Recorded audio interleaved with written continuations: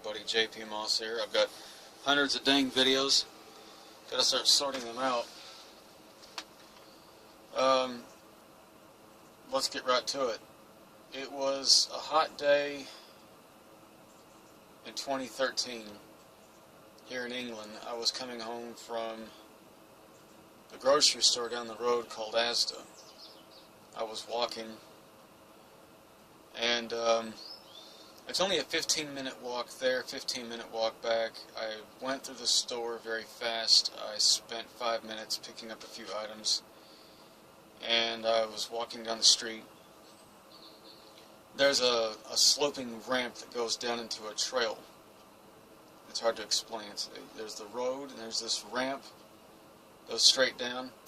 Then you do a left, there's this trail, this wooded trail, okay? And I was walking down the street. The sun was up here. It was about 2 in the afternoon, about 2 o'clock.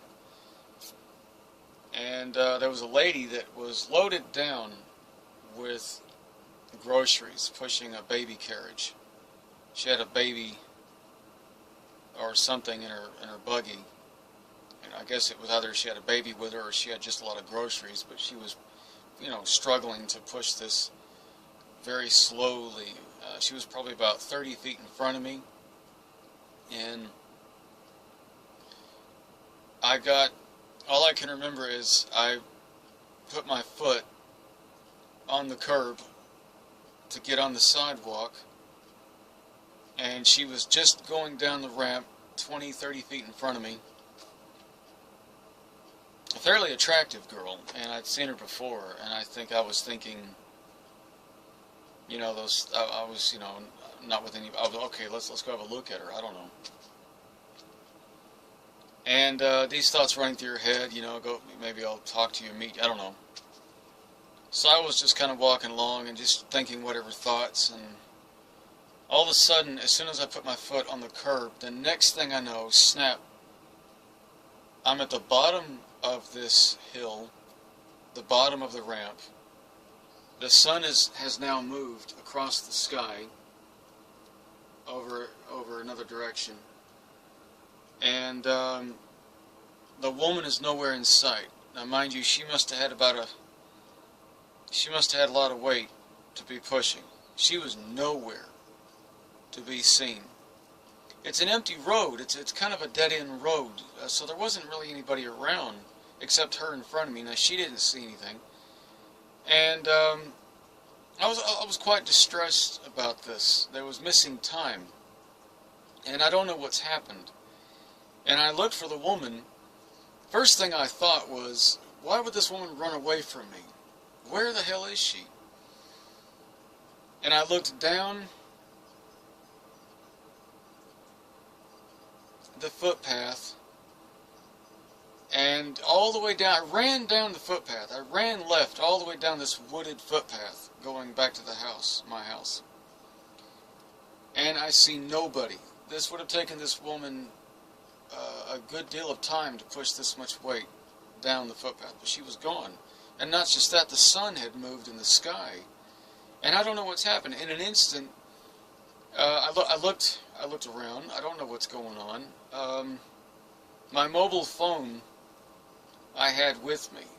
I had a mobile phone with me. And all mobile phones tell time. And I got back to the house, and my sons were annoyed. Dad, where have you been? And I said, what do you mean, where have I been? I just went to the store. Don't do this to me. I said, I don't know where I've been. And I said, well, You've been gone over an hour, at least an hour and 30 minutes. And I have no recollection of that time inside there. And my mobile phone was off by over an hour and 30 minutes. So that was one experience here of missing time in broad daylight. I'm not talking about a lucid dream at night where I was lying in bed, woke up believing aliens had taken me or anything. I don't know what happened. I can't say aliens. I don't have any recollection of what happened. On another encounter, my sons and I were out walking a few years ago out to these local fields, and and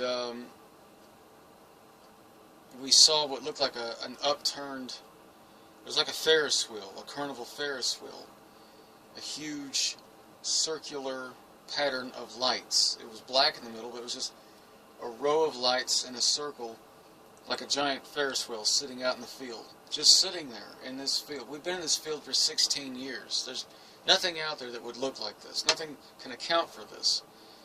And we were like, what the hell is that? The next thing I know, our feet, the bottoms of our feet are hot. And again, missing time. The three of us, Tanner, Holby, and myself, find ourselves halfway down this dark field, this pasture, this British pasture. It was just a big grassland field. I don't know how we got down there. None of us know how we got down to the end of this field.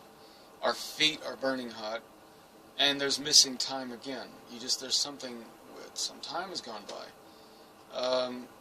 My boys wanted to run. Well, the Ferris wheel was gone, or whatever it was, like an upturned saucer, just a giant thing. I'd say 50 feet, 60 feet from bottom to top, at least 6 stories high. It was a huge, huge thing. Great, great big thing. And we couldn't see the middle, so I can't say UFO. Just all I could see was the outline of the lights. And I can't say aliens, because we don't remember. So we went running back to the house, and again, my ex-wife was there and began to have a bit of a gripe with me. Well, you've been out for over an hour with them. Where have you guys been?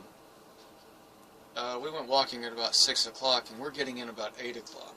As far as we're concerned, it takes 5 minutes to get to this field.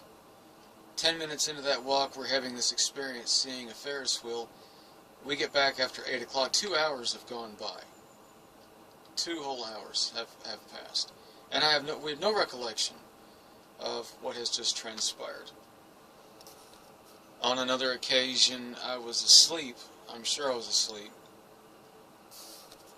There was a greenish-skinned young man with black hair, short black hair, and a long black-haired, greenish, tan-skinned girl with long black hair.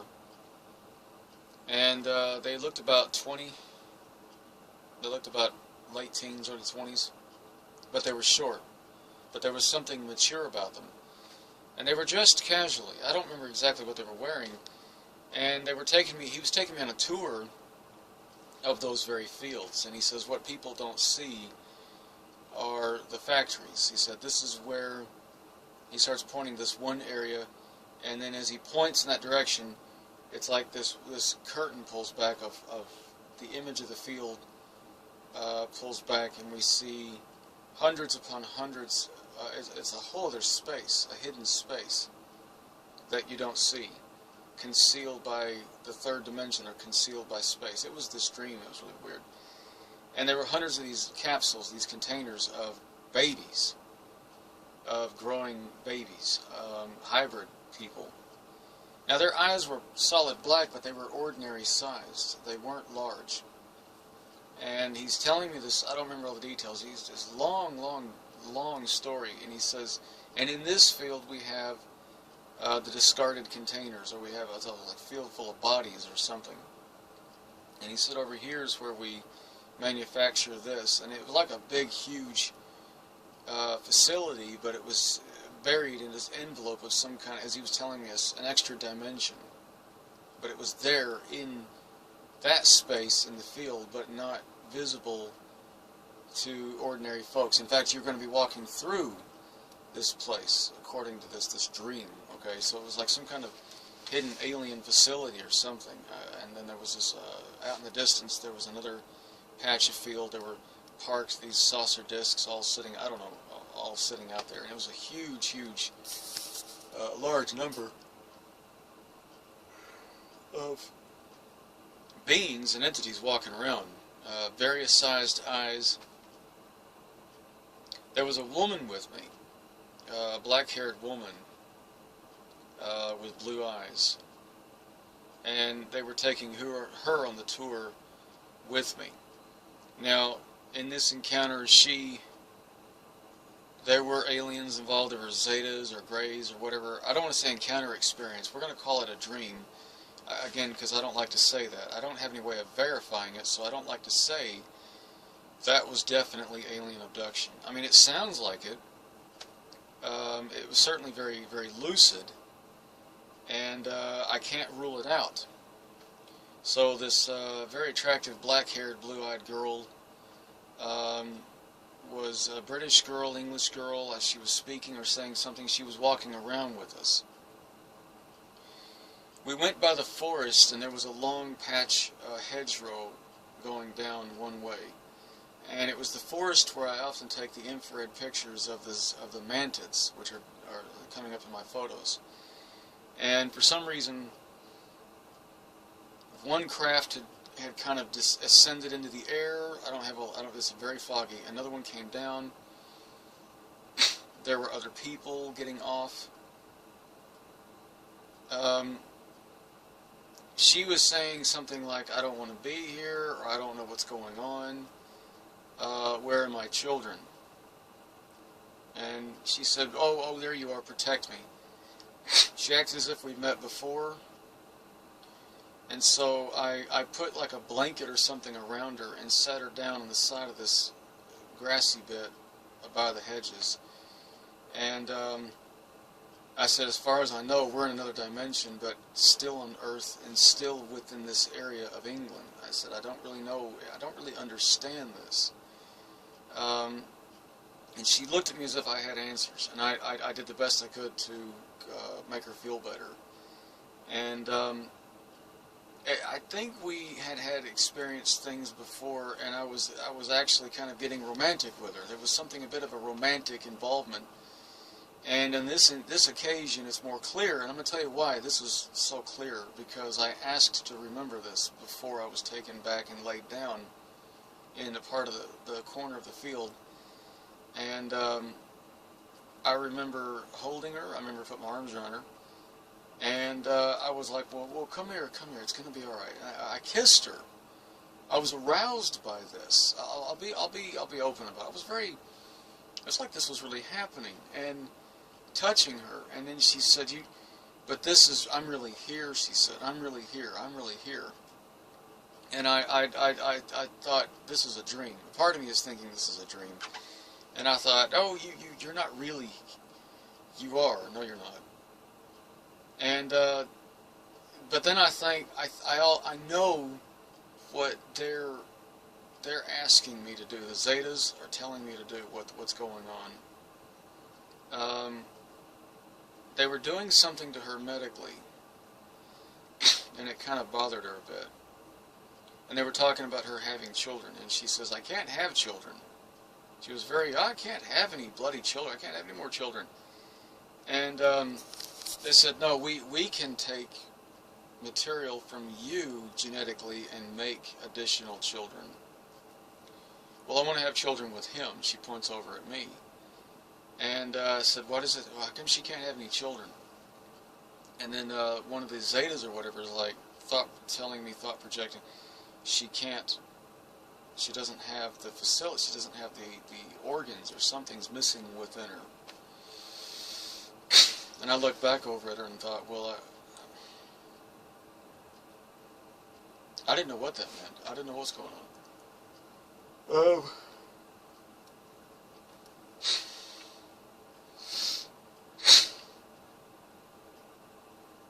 The way the Zetas work, sometimes they seem a bit discompassionate, and they had me working with them, and they just kind of grab you. They just kind of guide you here, guide you there. They don't really seem to be very concerned with the fact that it's a little freakish to see how they look with those long 4 fingers, like something out of an Aliens movie, Sigourney Weaver Aliens movie, the long, tendrily, bony hands, like xenomorph hands from Aliens, and these excessively large, glassy black wrap-around eyes that will just wrap all the way around their heads, and shiny ball-shaped heads, as if someone was polishing them with wax or polish, just very, very shiny.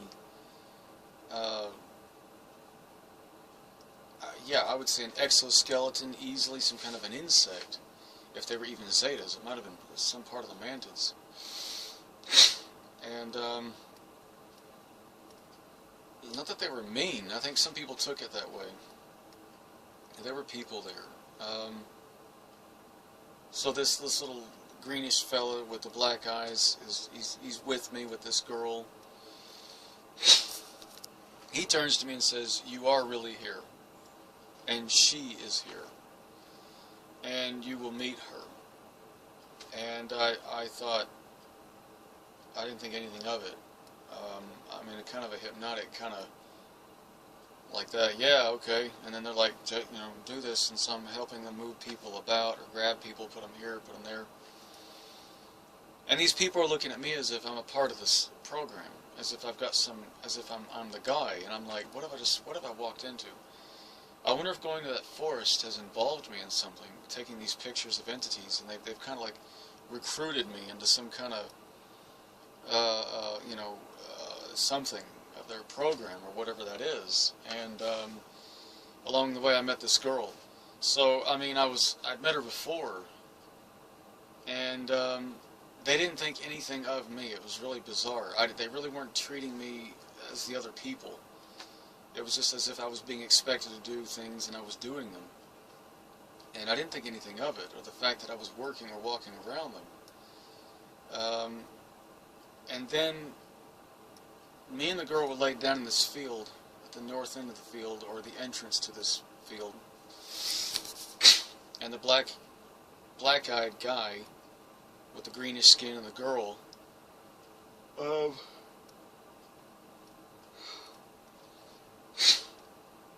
sat down beside me. She's sitting down in the grass. He's sitting there. He's kind of leaning over me like this. And I get the impression he's my son and this is my daughter from something early in my life, 20 years earlier, 25 years earlier. This is who I made with a reptilian girl. These are my kids. And it's like I'm becoming aware of the fact this is a little too real. And I said, I want to remember this. And he says, why? And I said, well, I love you. I want to remember you. Let me remember you. And he looks over like that to these others standing on the other end of the field. He looks at me, and it's like he thinks to me, and he says, okay, go along with this. So like me, he's a rule breaker. He's going to bend the rules. So he leans over into my face. He gets right up to my eyes, right into my face. Looks into my eyes, and he says, you will remember this, but go along with this. And I says, okay. As soon as I shut my eyes, I open them on my bedroom here in this house. I open my eyes, and I don't know at this point what is waking and what is dreaming at this point. It's like, I don't know how to describe this. I have to use analogies from some other. Avatar is a good example, where if you've seen the movie Avatar, Jake, the character Jake, his consciousness is uploaded into another body. And then when he gets out of that body, he wakes back up in his human body.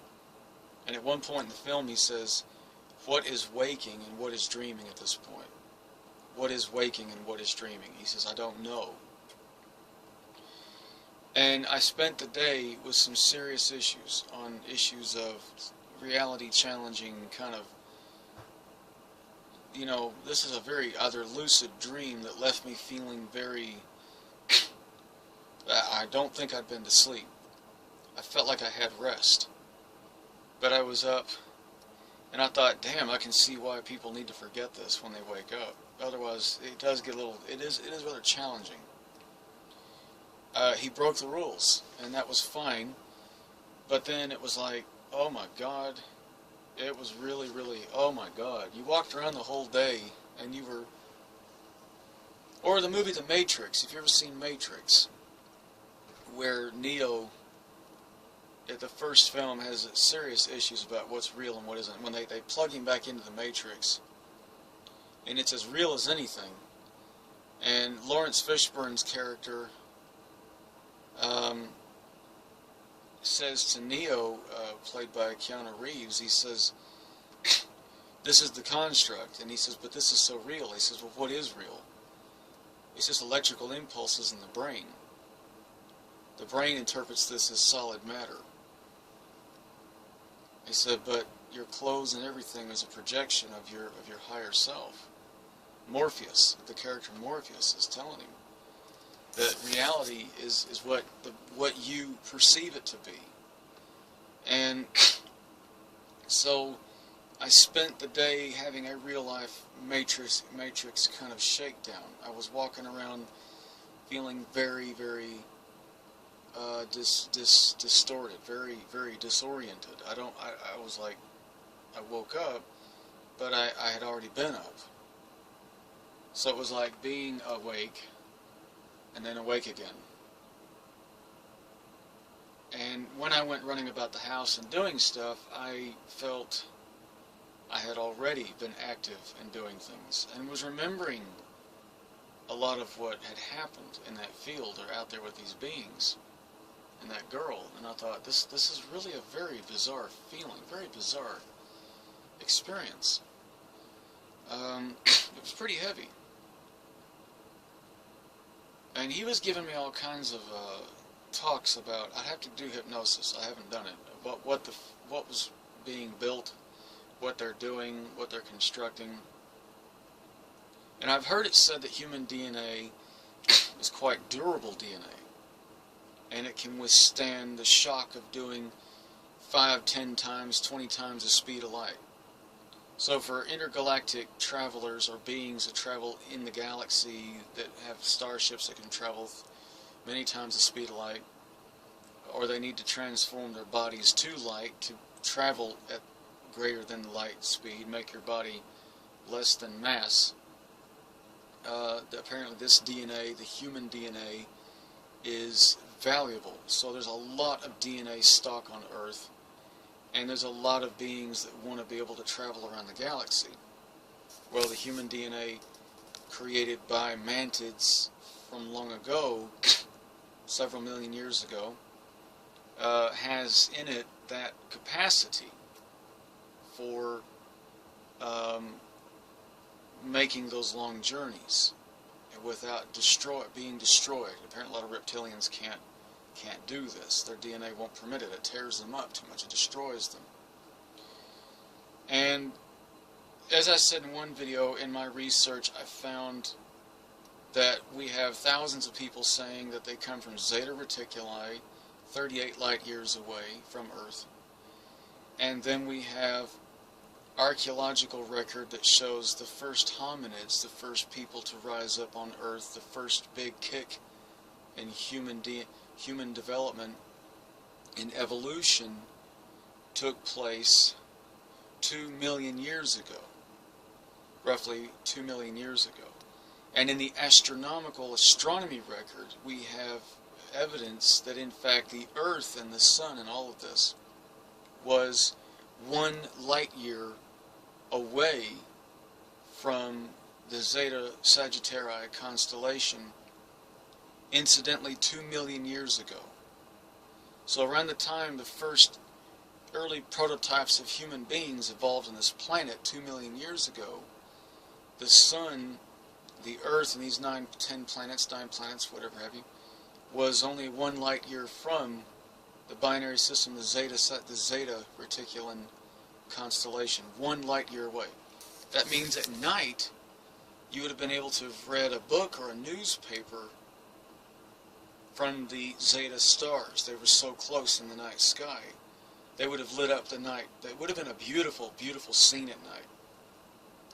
It's no coincidence that thousands of people say the Zetas are the aliens come from Zeta Reticuli, and due to galactic drift, what's known as gravitational drift, the Sun and the Earth have all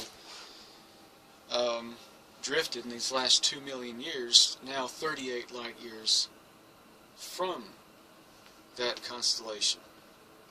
So, how long was the Earth in the Zeta? So, in fact, the Earth was a Zeta world at one time. What I'm saying is the Earth and the Sun were part of the Zeta star system. The Earth was a Zeta world. So, when you look in the mirror, think again about your ancestors and the fact you're staring into the face of hybrids.